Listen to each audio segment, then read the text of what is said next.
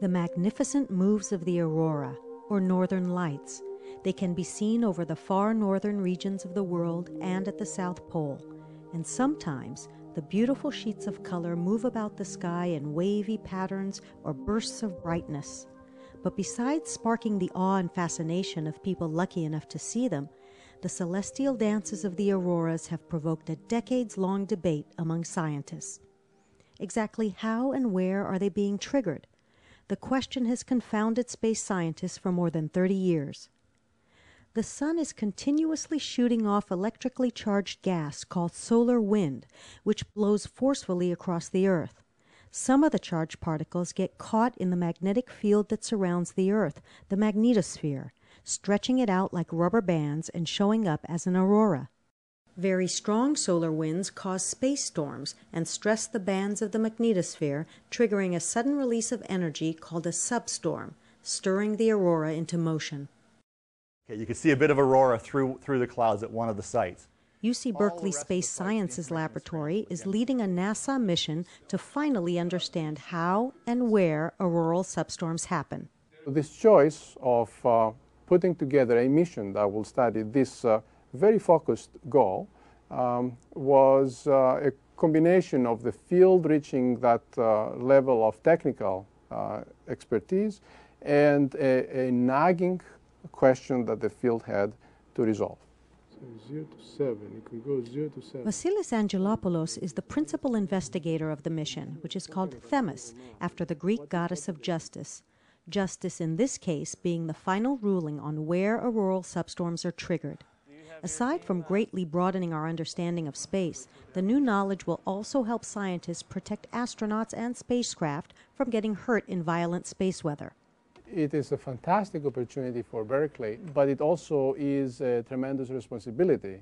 So it has been exhilarating, but also excruciating, but great fun.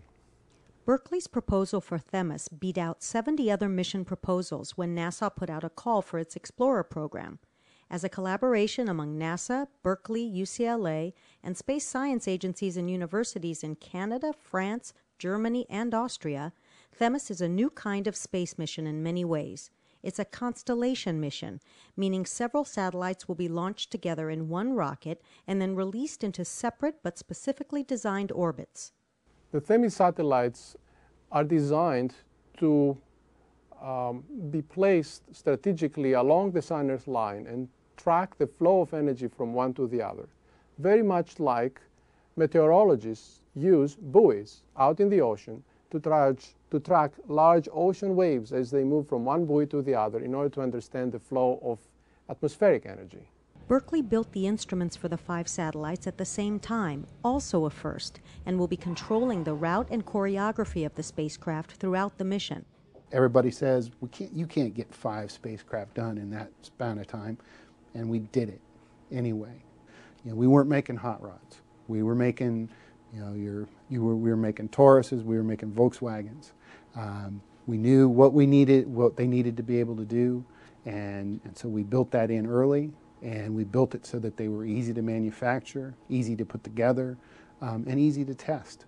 Well, THEMIS has been challenging because we have 5 spacecraft to build. It's important that they all measure basically the same magnetic fields and electric fields and particles.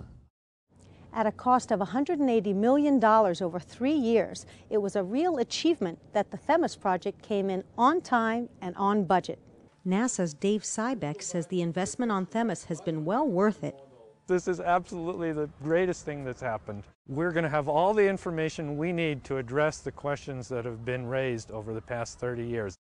One of the key ways the THEMIS satellites will answer the substorm question is through their long antennas, which detect electrical and magnetic fields during substorms. And this is what's known as an axial boom. One shoots out the top, one shoots out the bottom. This thing deploys in about half a second. It was nicknamed the death spike by our illustrious spacecraft contractor. To complement the satellites, scientists at the University of Calgary installed and operate 16 observatories in Canada. The stations are equipped with fisheye cameras and computers built by Berkeley that photograph and record information about the auroras passing over them.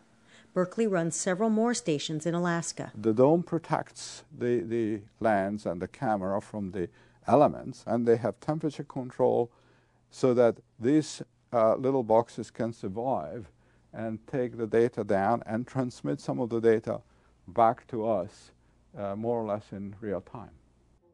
THEMIS also has a strong public education component directed by Berkeley's Center for Science Education. UCLA installed magnetometers on 13 remote rural school campuses in 10 states where the instruments can register changes in the Earth's magnetosphere free from interference from traffic. The THEMIS mission will be complete in 2 years, but if all goes well, the scientists here expect to redirect the satellites to explore other unanswered questions about space.